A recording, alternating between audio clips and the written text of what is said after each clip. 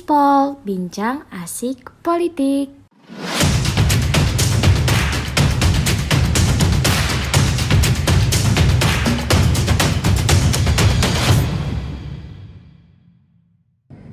Assalamualaikum warahmatullahi wabarakatuh. Shalom, Om Swastiastu, Namo Buddhaya, salam kebajikan. Selamat siang, salam sejahtera untuk kita semua. Selamat datang di diskusi pemikiran politik Indonesia pada materi pemikiran politik kontemporer yang sebagaimana tugas kelompok ini ditujukan untuk memenuhi tugas proyek akhir pada mata kuliah pemikiran politik Indonesia dalam semester 2 di Universitas Pembangunan Nasional Veteran Jakarta. Pertama-tama, perkenalkan saya Arya Erlangga yang bertindak sebagai host pada sesi diskusi kali ini. Selain itu, saya tidak sendiri di sini. Saya ditemani oleh rekan-rekan saya. Mungkin langsung aja diperkenalkan dirinya masing-masing. Perkenalkan, nama saya Megati Ramliani. Saya selaku tim penanggap dan rekan saya. Saya Niskal Sadila sebagai tim penanggap. Saya Pus Andriati Putri sebagai tim penanya dan rekan saya.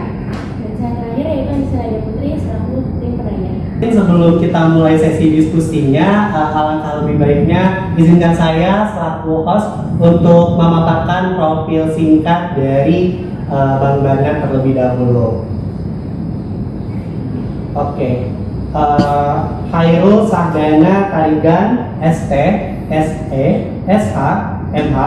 Beliau merupakan salah satu aktivis di bidang politik dan ekonomi, dan saat ini beliau sedang sibuk menjadi Presiden Director di General Contractor di PT Sinalsal Bintang Abadi. Selain itu beliau juga sibuk menjadi Komisaris Utama di General Trading PT Aman Abadi Sumatera. Beliau juga sibuk menjadi Director Utama Parking Service, Jasa Keamanan dan Kebersihan di PT Telaga Prima Lestari. Dan beliau juga aktif juga menjadi Chairman Pelayanan Jasa Hukum, Perdata, Pidana, dan Legal Corporate di Sapphire Law Firm and Legal Corporate.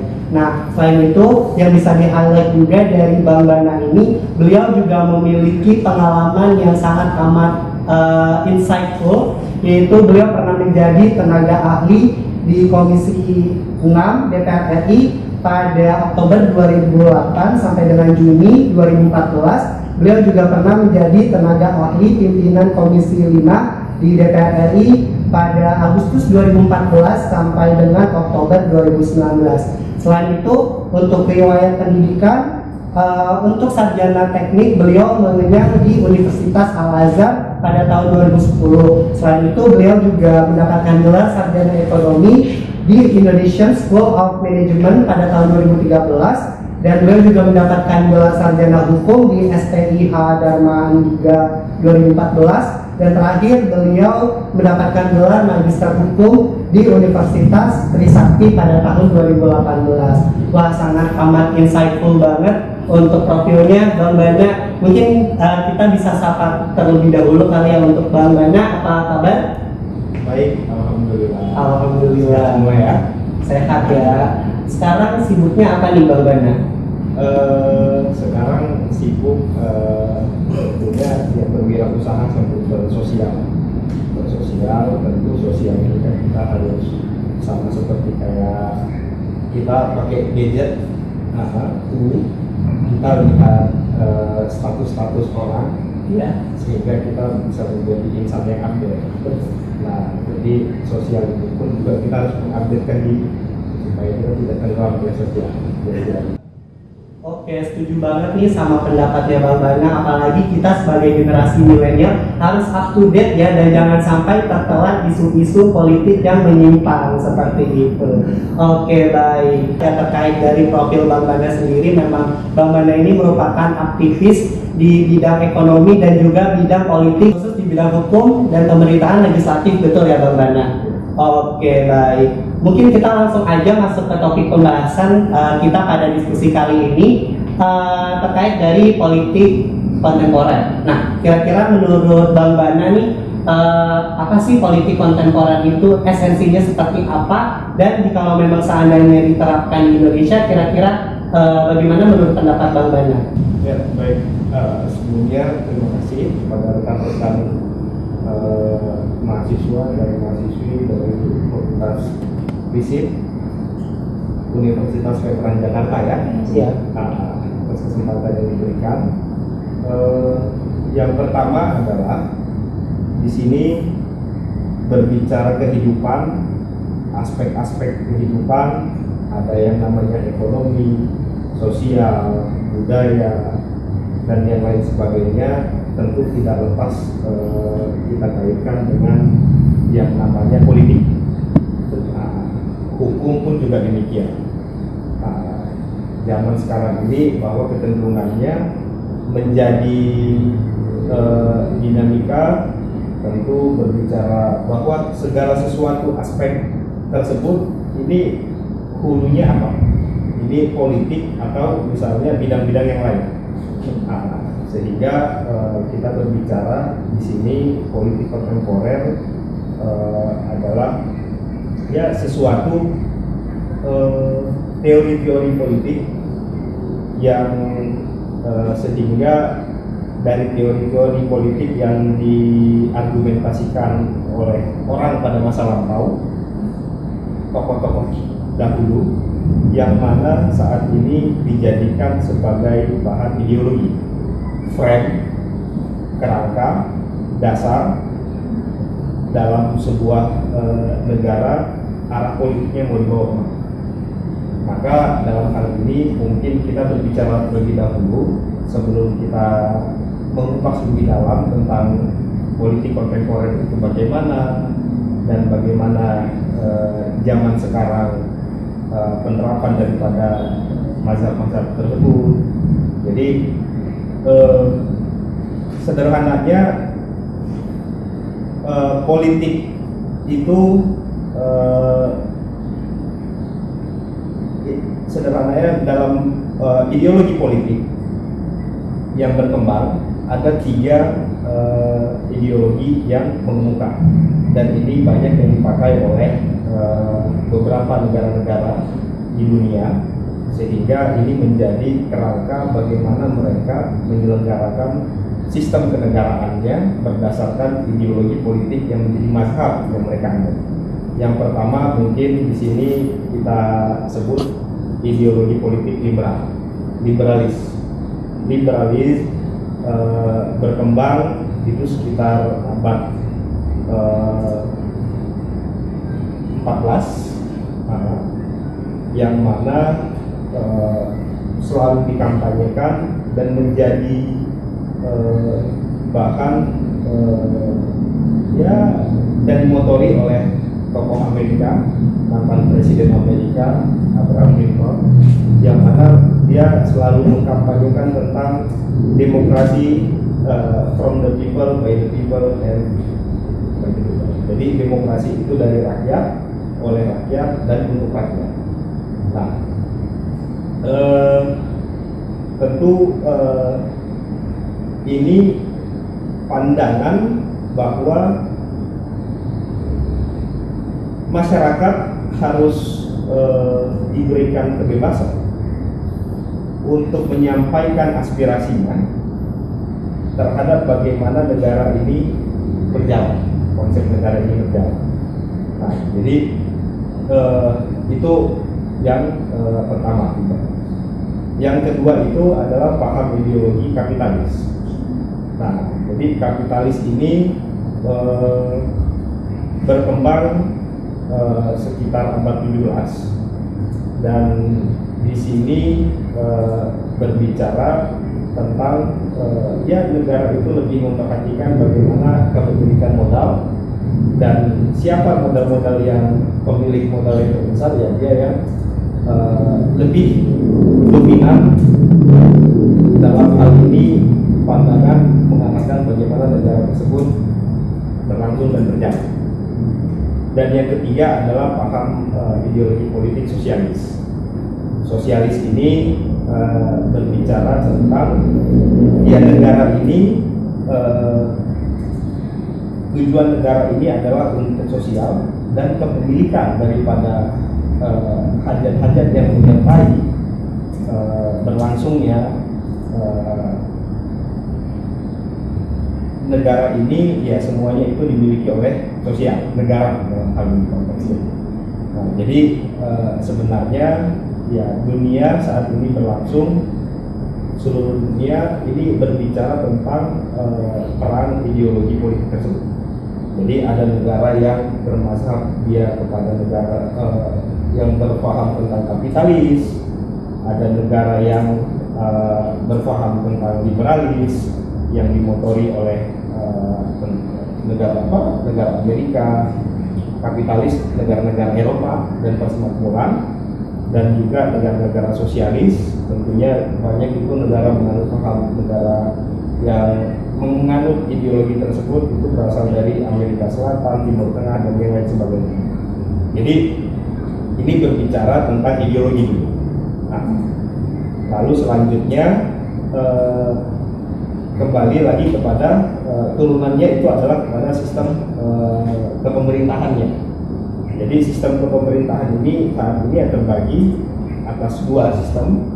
Yang pertama itu sistem politik demokrasi yang dimotori tentu ini ya negara-negara dari Eropa dan Amerika, dan juga sistem demokrasi.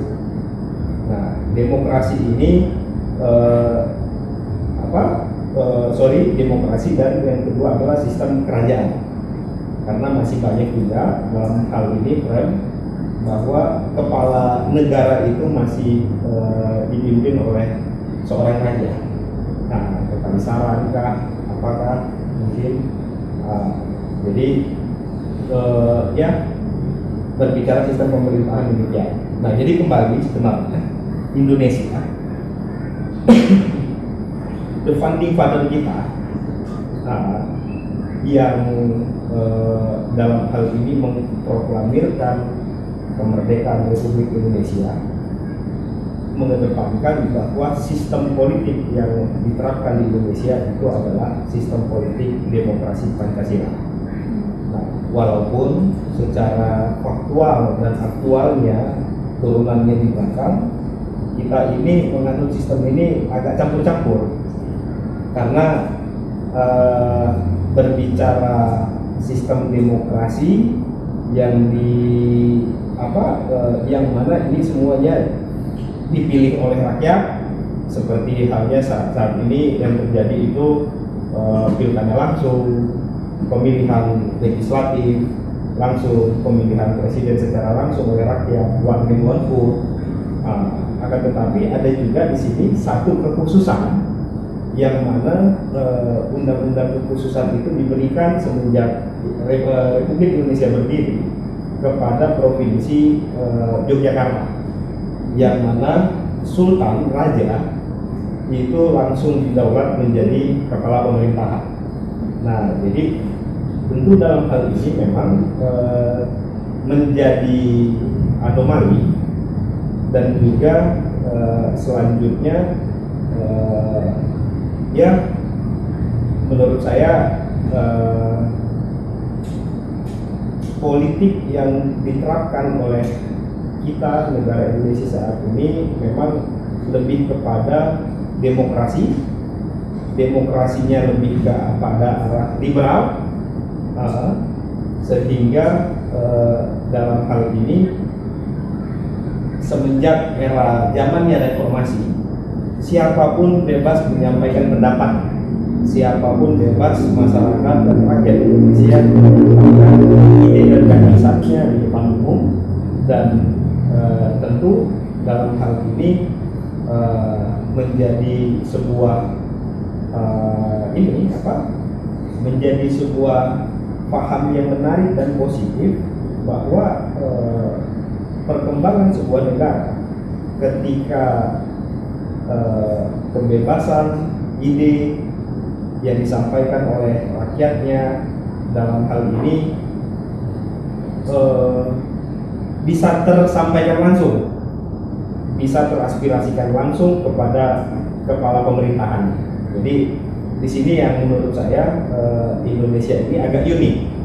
Nah, yang mana Indonesia ini memang ya seperti yang dikatakan oleh Bung Karno, silahkan kamu menjadi Arab tapi tidak menjadi orang Arab. Nah, silakan kamu beragama Islam tapi kamu bukan artinya menjadi Arab. Silakan kamu menjadi orang artinya ya di sini bahwa penekanannya bangsa kita ini adalah bangsa yang memiliki karakter sendiri. Nah, sehingga berbicara sistem politik kita ini adalah demokrasi Pancasila, ini menjadi sorotan dunia. Bahkan jadi Pancasila itu seperti apa, lalu bagaimana penerapan pola demokrasi dan kepemerintahan di Indonesia itu menjadi sorotan dunia. Dan ini bisa menjadi bahkan ketika ini sudah berjalan beberapa kali, berjalan dengan lancar dan baik, dan ini menjadi sebuah prestasi, pesta demokrasi bagi kita yang jumlah masyarakat kita 250 jutaan saat ini berhasil memilih pemimpinnya secara langsung tanpa tanpa ternyata ya banyak negara-negara monarki yang mengkhawatirkan bahwa ini sistem demokrasi yang dianut oleh Pancasila oleh Indonesia ini rawan chaos. Nah, rawan ini. Nah, akan tetapi ternyata faktanya adalah itu tidak terjadi.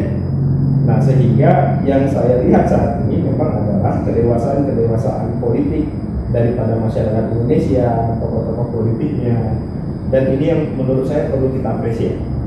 Nah, jadi seperti halnya mungkin rekan-rekan bisa melihat, bisa menyaksikan sendiri pada tahun 2019 terakhir pemilihan presiden kita, di mana pesaingnya ternyata bisa bersatu untuk membantu, di mana di sini Pak Jokowi sebagai pasangan nomor urut 1 yang memenangkan kontestasi pemilihan presiden, mengalahkan kontestasi Pak Prabowo kontestan nomor 2. Setelah kalah ternyata bisa menyatu. Dan di sini adalah luar biasanya dalam pandangan dunia bahwa Indonesia ini semakin dewasa berpolitik. Dan yang luar biasanya adalah kita ini belum genap 100 tahun merdeka. Kita belum genap 100 tahun merdeka. Amerika sebagai pilot project paham politik demokrasi dengan demokrasi liberalnya, mereka itu butuh ratusan tahun sampai pada tahap seperti ini sekarang ini. Dan menurut saya ini anugerah yang tentu kedepannya terhadap generasi-generasi penerus mahasiswa dalam hal ini aktivis ini bisa menjadi paham bagaimana kedepannya kita membangun negara ini dengan aman dan nyaman. Oke, sangat menarik sekali ya, sangat penuh dengan insight tadi pemaparan secara rinci oleh Bang Bana terkait dari yang bisa saya tangkap dari apa yang sudah disampaikan oleh Bang Bana adalah terkait dari 3 ideologi mazhab, yaitu ada liberalis, kapitalis, sosialis. Selain itu juga di sini ada 2 sistem politik. Yang pertama itu ada politik demokrasi dan politik kerajaan atau monarki. Nah, selain itu di sini kita juga sempat membahas terkait dari founding father sistem politik Indonesia, yang mana kita sudah menerapkan sistem politik demokrasi Pancasila ya, betul Bang Bana. Dan saat ini juga Indonesia sedang mencapai kedewasaan berpolitik. Tadi juga sudah disampaikan oleh Bang Bana, contohnya itu yang terjadi pada Pak Jokowi dan Prabowo. Oke, langsung kita lanjut ke sesi berikutnya, yaitu sesi penanya. Mungkin bagi tim penanya dipersilakan untuk mengutarakan pertanyaannya. Di sini saya akan memaparkan mengenai apa itu teori politik kontemporer secara singkat.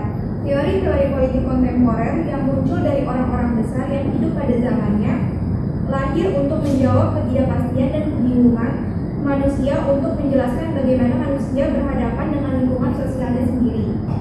Berbagai perjuangan politik kontemporer telah melahirkan banyak bencana bagi kemanusiaan. Dunia politik telah menunjukkan wajahnya yang mementingkan kepentingan kekuatan individu, kelompok, dan golongan, sehingga universalitas kepentingan umum diabaikan begitu saja. Berbeda dengan politik Islam, melihatlah orang secara holistik dan ontologis universal dan terikat secara epidemiologi, wahyu Allah, kekuasaan, dan sunnah Rasulnya. Sejarah politik Islam dihadirkan sebagai hasil pemaparan dari badai politik barat sekuler yang haus dengan kekuasaannya mereka sendiri. Berdasarkan dari paradigma politik di atas, apa yang akan terjadi selanjutnya dengan kehidupan politik? Masalah di sini yang menjadi pertanyaan bagi saya, pergumulan politik kontemporer apa yang akan muncul, dan adakah urgensi dalam politik Islam era globalisasi seperti sekarang ini? Sekian pemaparan singkat dari saya kembalikan kepada host. Jadi juga sedikit terdengar juga pernyataan dari Coach Andriati Putri yang memang ini juga mulai mengerucut ya pembicaraan kita, yaitu antara politik kontemporer yang dikaitkan dengan politik Islam. Nah, mungkin bisa langsung dijawab oleh Bang Bana terkait dari pertanyaan yang sudah disampaikan oleh Coach Andriati Putri. Dipersilakan.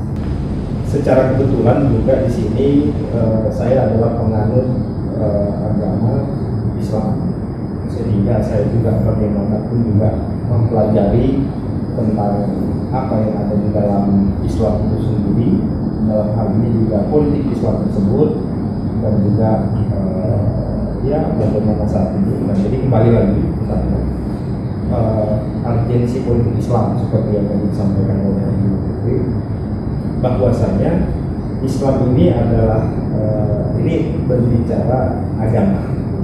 Nah, ini kan sudah paham sebenarnya berbeda kepada ini urunannya adalah beda garis dengan ideologi dan paham politik yang diciptakan, yang hadir sebelumnya tanpa dengan dasar agama. Jadi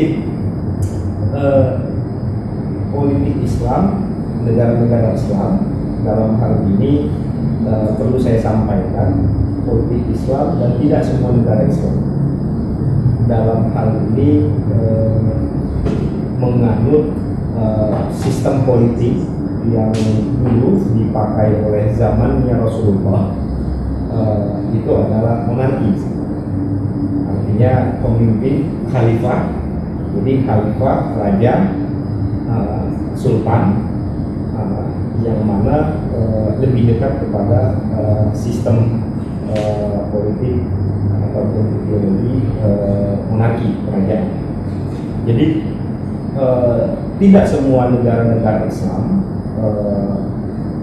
menganut sistem politik Islam tersebut. Nah, jadi yang murni dari sistem politik Islam itu adalah sistem kerajaan monarki, yang mana saat ini kita lihat Arab Saudi masih menggunakan sistem tersebut. Selanjutnya Turki itu sekitar 1920-an runtuhnya sistem kekhalifahan, sistem kesultanan mereka itu ya yang mana dijatuhkan oleh Kemal Atatürk sebagai tokoh negara. Ini Turki ini paham transisi dari monarki sistem kerajaan kepada sistem demokrasi, sehingga saat ini Turki sistem pemimpinannya adalah bukan raja sultan tetapi sekarang presiden. Dan juga Brunei Darussalam yang mana ini kepala pemerintahannya adalah seorang sultan. Akan tetapi banyak negara-negara yang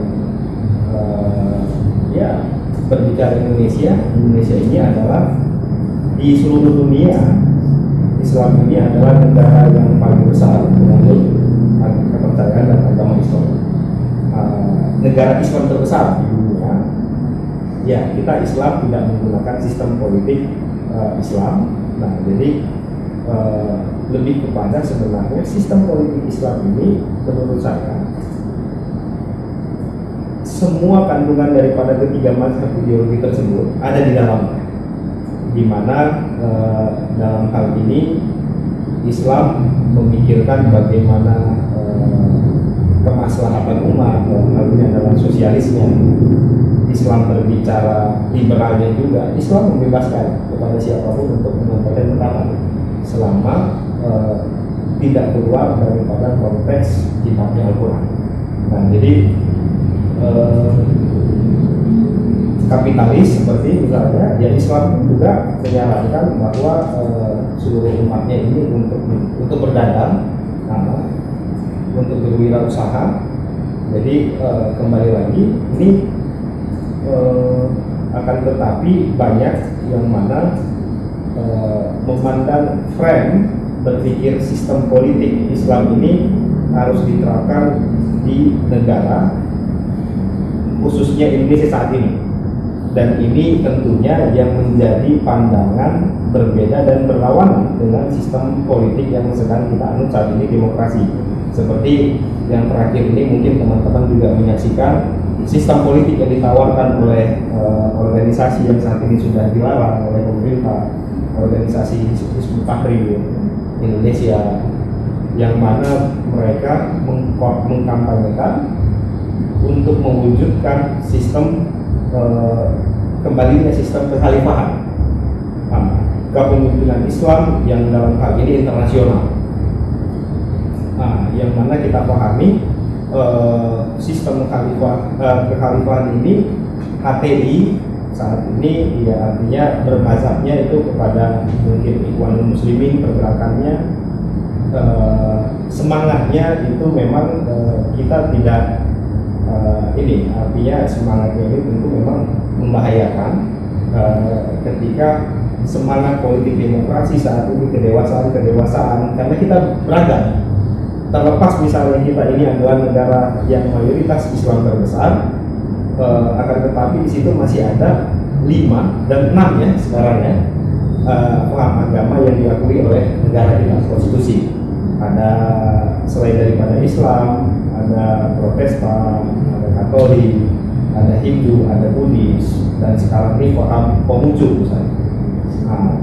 Dan inilah uniknya Indonesia. Sehingga dalam hal ini semboyan yang ada di simbol negara kita Garuda itu adalah Bhinneka Tunggal Ika, bahwa walaupun kita berbeda-beda kita satu tujuannya itu apa ya kan. Kembali lagi kepada Undang-Undang Dasar Negara Republik Indonesia yang dicetuskan ya oleh Khalifah Indonesia. Jadi paham dalam hal ini berbicara ideologi politik Islam, semangat yang menjadi ya kita perlu menjadikan frame politik Islam ini adalah semangat dan giroh, bukan lagi kepada dikotomi yang sederhana dan terkurung oleh ini sistem. Karena sistem dan semangat ini suatu hal yang berbeda. Jadi semangat girohnya daripada sistem politik politik Islam kontemporer ini adalah ya semangat ya bagaimana kebangkitan umat, kebangkitan rakyat, kebangkitan masyarakat, bagaimana ya masyarakat, rakyat dan umat dapat hidup sejahtera, sehat, ya terpenuhi pendidikannya. Ya sama sebenarnya dengan tujuan daripada Undang-Undang Dasar kita. Jadi sempat memang pada saat ya beberapa dalam momentum sejarah kita sempat terjadi benturan-benturan artinya perdebatan paham ini bagaimana ideologi negara kita ini kita bawa. Sempat mungkin rekan-rekan itu dalam sejarahnya ada yang namanya Piagam Jakarta, jadi ada ini Pancasila.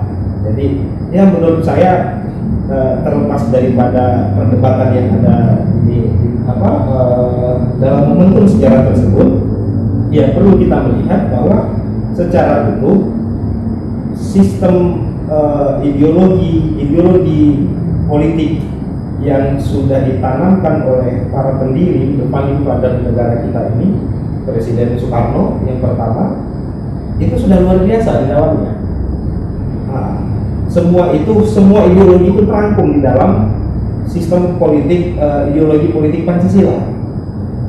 Ketuhanan yang Maha Esa, ya ini sudah menampung bagaimana aspirasi tentang semangat politik Islam tersebut, yang mana ya berbicara urgensinya adalah kita sudah menerapkan itu.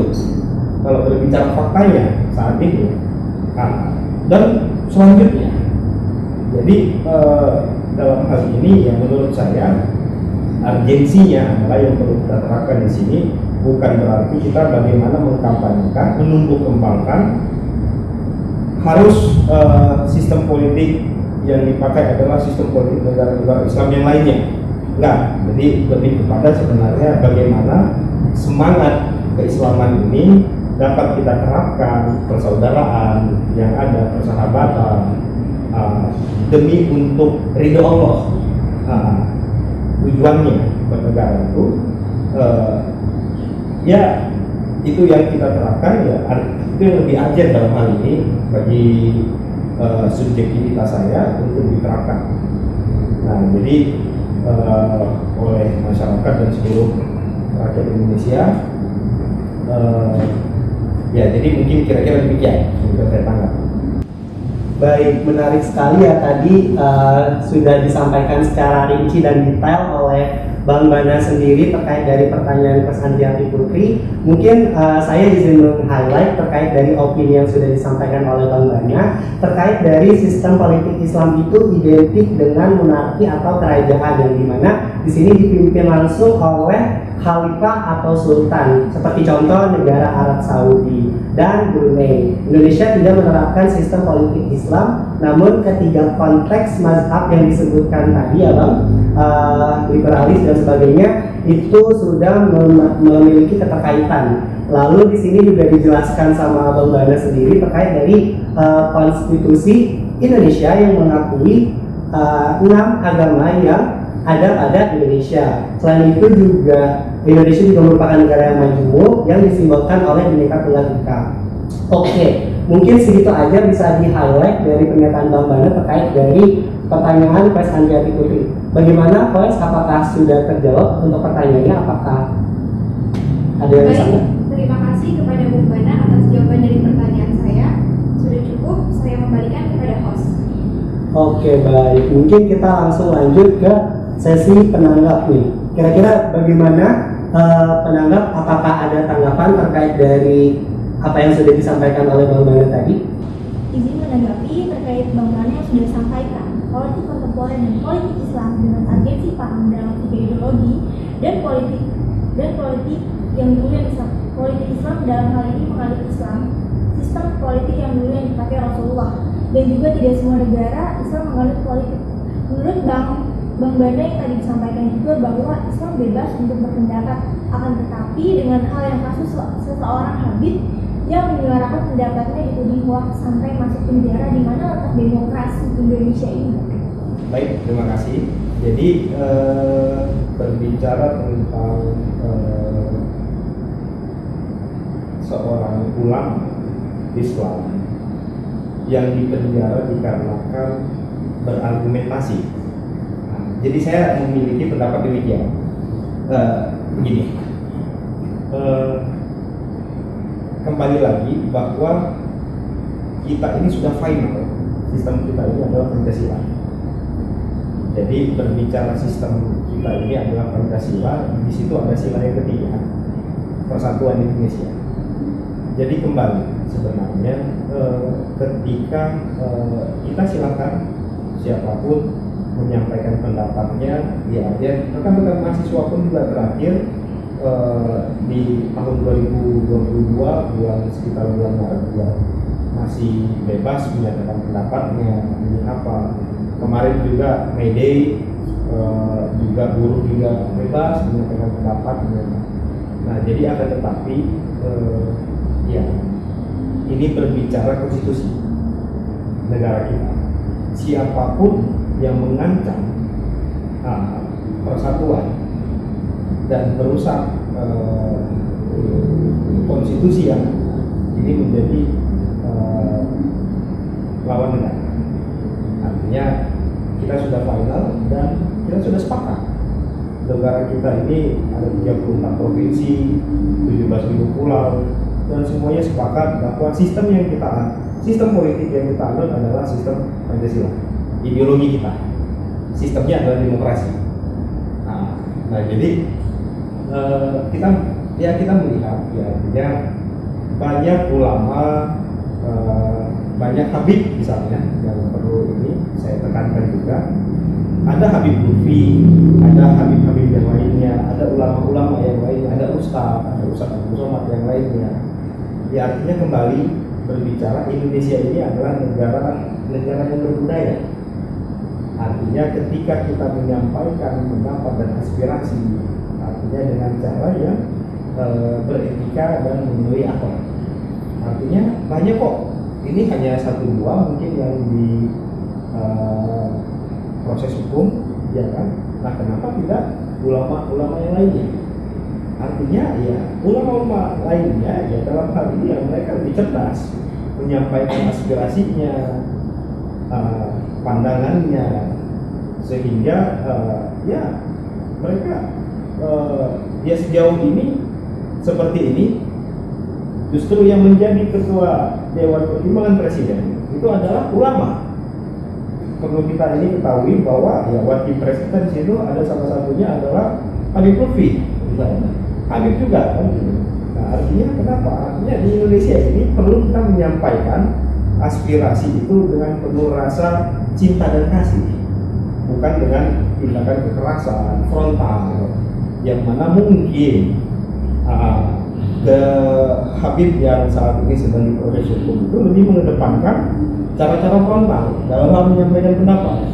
Jadi ini berbicara ada lagi yang lebih halus, yang mana ya kita ketahui bersama, misalnya wakil presiden kita ini merupakan sosok ulama, bukan sosok dari partai politik, Kiai Haji Ma'ruf Amin. Betul.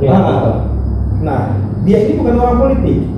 Jadi iya, Presiden Jokowi mengambil Pak Kiai Haji Ma'ruf Amin ini sebagai pendampingnya oleh wakil presiden karena Profesor Kiai Haji Ma'ruf Amin ini memiliki konsep pemahaman ekonomi syariah, dan ini adalah pada wilayah ya aspirasi dakwahnya beliau terakomodir, dan itu terejawantahkan dengan saat ini ya besar kita bagaimana merger sistem perbankan kita, merger bank syariah kita ada banyak, ada 5 mungkin, dan itu menjadi satu saat ini Bank Syariah Indonesia. Dan teman-teman juga bisa melihat Bank Syariah Indonesia saat ini adalah ya menjadi salah satu dari 3 bank terbesar yang ada di Indonesia. Ini luar biasa. Dan kembali lagi bahwasannya sebuah pendapat kita harus melihat tentang isi konten dagingnya, maknanya. Nah, sehingga bukan berbicara ini harus begini, harus begini, harus begitu. Karena ya kita ini demokrasi. Jadi ya dalam hal ini bukan berarti kita juga menyalahkan. Nah, ini berbicara tentang ya siapapun yang dalam hal ini mengancam persatuan, ketentraman, hidup kita sebagai rakyat yang berdampingan ya di tengah seperti yang saya sampaikan tadi 6 keberagaman agama yang ada, ya kan? Ini perlu ya semuanya ini dengan santun, dengan cara yang baik, dengan cara yang ya kita ini negara yang berbudaya. Jadi ya dalam hal ini ya kembali lagi semangatnya ini adalah semangat ya bagaimana kita berpolitik dan menyampaikan pendapat ini dengan cerdas, dengan cermat, dengan santun, sehingga ide yang merupakan gagasan kita itu bisa sampai kepada stakeholder yang terkait. Jadi mungkin demikian. Oke, baik. Sangat menarik ya, tadi sudah dibahas juga terkait dari pendapat yang sudah disampaikan oleh Saudari Mega Tiara Mulyani. Yang bisa saya highlight yaitu terkait dari eksistensi Islam di Indonesia ya. Memang karena Indonesia merupakan negara yang majemuk gitu ya, tidak menutup kemungkinan juga Islam ini adalah suatu hal yang bisa berdikari. Contohnya tadi dengan adanya sistem ekonomi syariah, lalu wakil presiden kita juga berlatar belakang dari ulama. Oke, bagaimana dari Mega? Apakah sudah? Izin menambahkan lagi. Boleh, silakan. Mohon maaf sebelumnya ya, berarti tidak ada dong dengan berpendapat gitu di hoax langsung penjara. Soal ngomong juga di penjara. Apa kabar dengan protokol di luar sana? Ya. Oke, mungkin bisa langsung ditanggapi untuk Bang Bana. Ya, tentu ini menjadi PR tentunya dalam hal ini kita seluruhnya masyarakat Indonesia untuk ya menjadikan lagi saya sampaikan negara maju ini tidak ada yang hoax, negara maju ini tidak ada korupsi. Nah, dan ini saat ini ya saya melihat dan optimis bahwa Indonesia sedang melangkah progresif kepada tahap tersebut. Indonesia dari negara yang berkembang menjadi negara yang maju. Artinya berbicara negara berkembang menjadi negara maju. Amerika Serikat membutuhkan itu 400 tahun. Nah, sehingga mereka dapat menjadi negara maju. Negara Inggris pun juga demikian. Nah, jadi menjadi PR memang seperti bagi para stakeholder, pejabat. Ya, ini tentu menjadi pesan moral dari teman-teman mahasiswa yang kepada pemangku kebijakan, kepala negara, dan juga pengemban tugas. Nah, yang mana sekarang ini memang tugas utama daripada pemberantasan korupsi ini adalah sebagai kepala negara, yang mana ini sudah tertugaskan kepada Komisi Pemberantasan Korupsi. Jadi memang ini menjadi anomali, dan akan tetapi kita sebagai penerus masa depan bangsa, generasi penerus, yakin dan optimis bahwa kita sedang menuju kepada tahap demikian. Berbicara yang ya sejauh ini siapapun itu yang korupsi, ya mungkin rekan-rekan mahasiswa juga bisa melihat, ya kan, bisa buka-buka data berita kembali. Ya siapapun, ya kepala desa pun dipenjara. Nah, tidak memandang bulu. Menteri pun dia ya dipenjara. Bahkan seperti era-era sebelumnya, ya ini menjadi sebuah kemajuan dalam hal kehidupan demokrasi kita ketika ya besan seorang presiden pun juga diproses kasus hukumnya dikarenakan kasus korupsi misalnya. Jadi ini sebuah hal yang menurut saya ya langkah yang luar biasa. Memang masih perlu banyak pembenahan kembali, seperti saya pernah berdiskusi dengan beberapa komisioner KPK yang mana mereka menyampaikan ya sebenarnya korupsi ini ya tugas kami memang output, tapi langkah preventifnya ini adalah tugas bersama.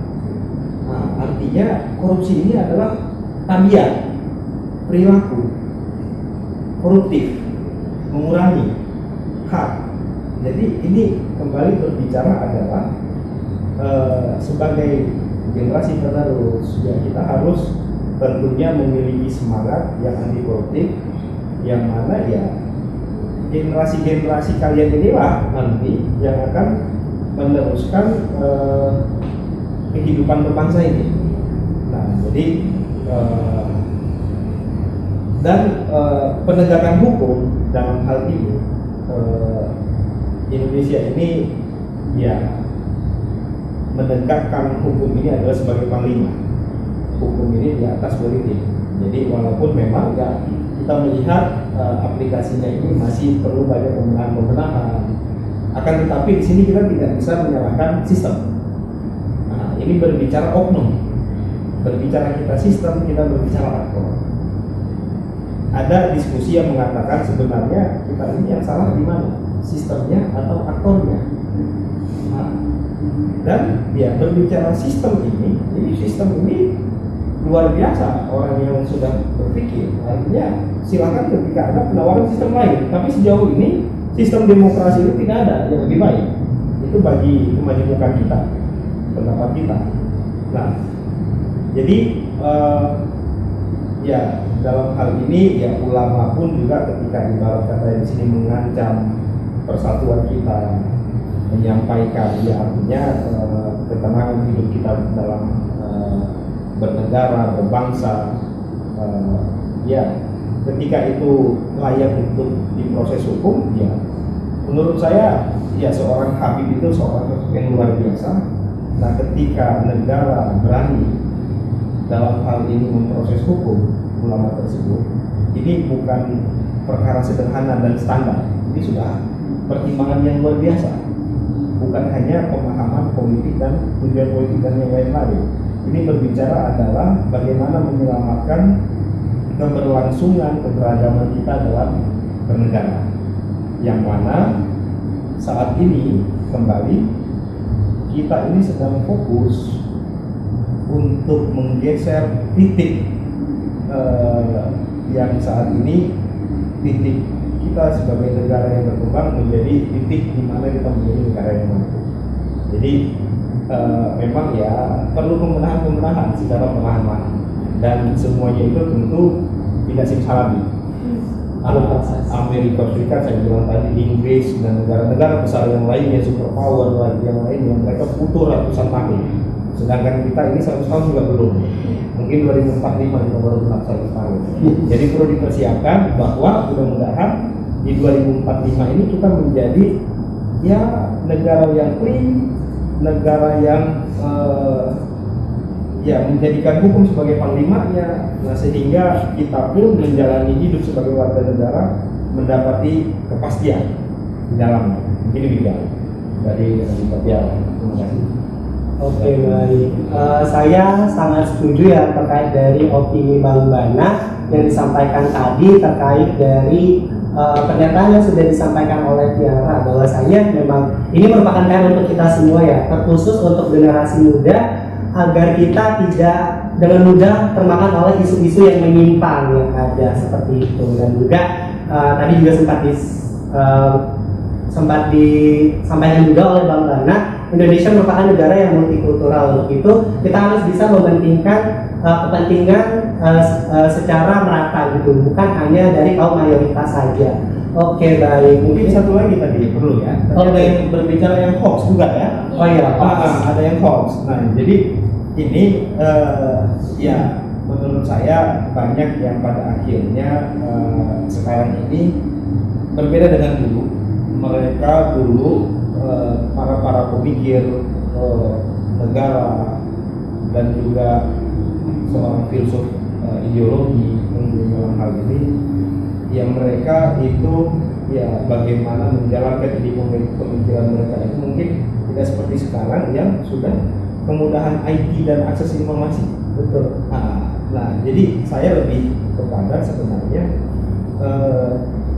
ya ini yang membedakan antara zaman saat ini dengan zaman dulu, yang mana ketika hoax ini orang menggunakan IT, menggunakan teknologi dengan cara-cara yang dengan cara-cara yang tidak bertanggung jawab, ya seharusnya kita itu berpikir maju, seharusnya ini menjadi mundur. Nah, jadi ya memang ya berbicara saat ini ya kita harus menjadikan ini hoax ini sebagai musuh bersama. Hoax ini musuh bersama, ya kan, common enemy. Korupsi ini menjadi common enemy, yang mana itu harus dimulai dari diri kita sendiri.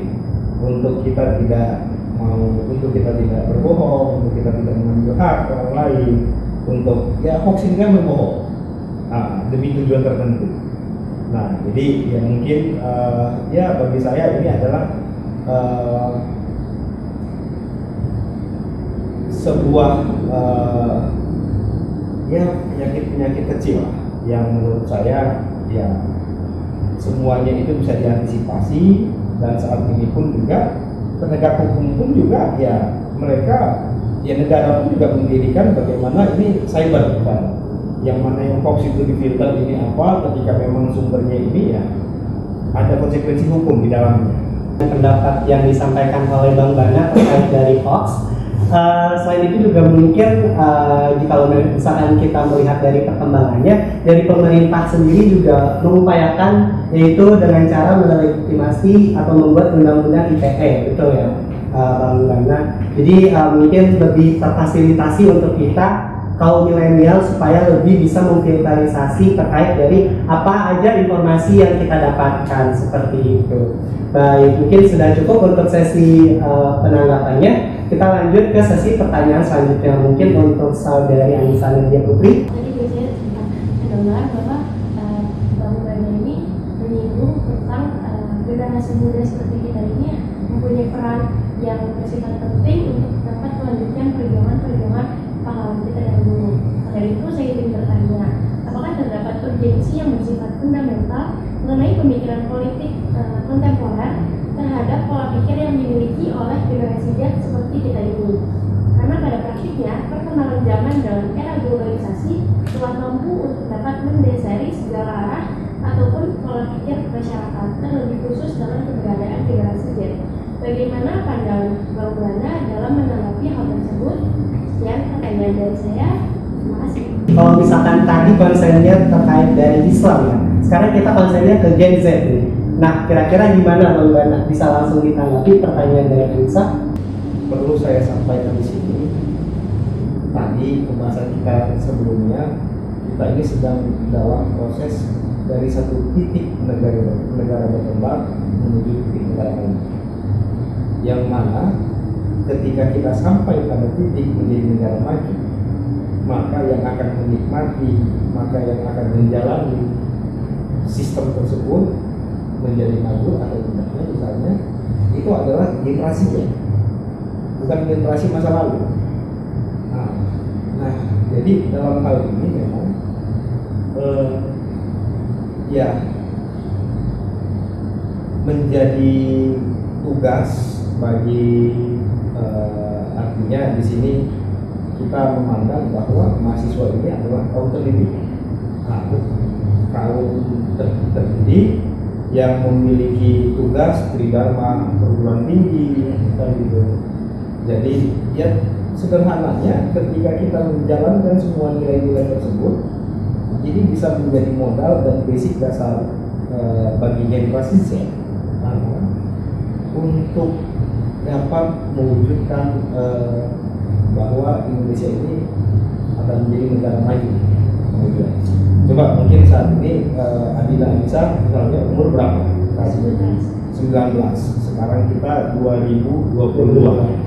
2045 dikurang 2022 berarti 23 tahun. 23 ditambah 19, 23 ditambah 19 berarti itu sekitar 30-42 ya. Iya, artinya ini adalah usia-usia produktif, ya kan, yang dibutuhkan oleh negara ketika memang pada saat 100 tahun Indonesia ini kita adalah negara maju dan insan-insan generasi Z saat ini menjadi tulang punggung menurut saya. Nah, tinggal kembali lagi sebenarnya apapun ceritanya, teknologi yang baik, yang luar biasa itu akan menjadi sirna ketika kita menggunakannya tidak menggunakan apa. Nah, ilmu yang baik, ilmu yang luar biasa, pemahaman ideologi kita yang luar biasa, kerangka berpikir kita yang luar biasa, itu semua akan terkali nol jika kita adalah insan generasi Z yang tidak memiliki akhlak.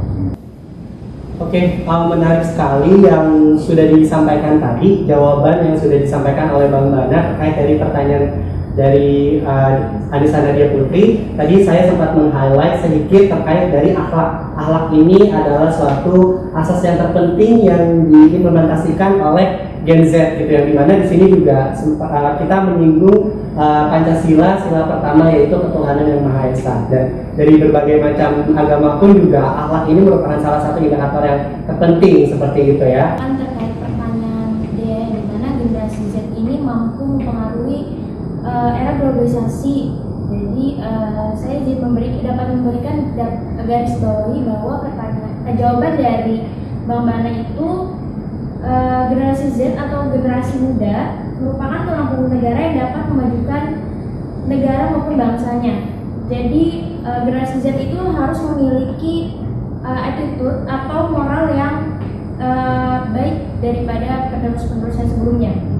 Jadi pintar akademik saja menurut Bang Bana yang tadi disampaikan itu saya tidak cukup. Jadi memiliki attitude yang baik itu adalah hal yang paling utama. Itu saja sih. Ada tanggapan lagi terkait dari tanggapan yang disampaikan oleh Desya Salsabila? Jadi memang itu tadi kembali bahwa kita melihat dan kita menyaksikan bahwa orang tua, tokoh-tokoh politik, pejabat-pejabat publik justru ya ada beberapa yang menunjukkan bahwa ya, cara berpolitiknya tidak berakhlak. Nah ini tentu menjadi tugas kita ke depan, mahasiswa dan juga ya, itu secara horizontal kan itu berlaku ya bahwasanya ya kalianlah ke depannya yang akan meneruskan bangsa ini, dan ketika kalian menjadi penerus bangsa negara yang maju pada saat itu Indonesia ya harus menunjukkan hal yang lebih baik, artinya bahwa ya berpolitiklah dengan cara yang berakhlak, ya menjadi apapun ya standarisasi yang pertama itu adalah bagaimana ya cara kita menerapkan etika publik kita sehingga ya masyarakat dan rakyat pun juga menghormati.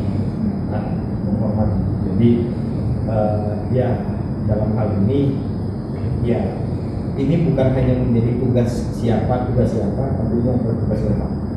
Tak terasa waktu sudah berjalan cukup lama dan tadi juga sudah banyak yang kita bahas, yang kita ulik, yang kita diskusikan bersama-sama, yang pastinya sangat amat insightful banget gitu.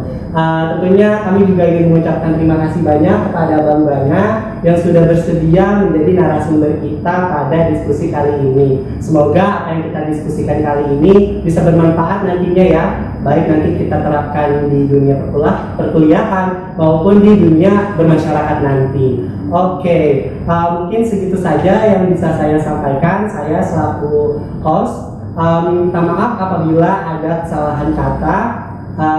Saya cukupkan diskusi pada hari ini. Terakhir dari saya, wabillahi taufiq wal hidayah. Wassalamualaikum warahmatullahi wabarakatuh.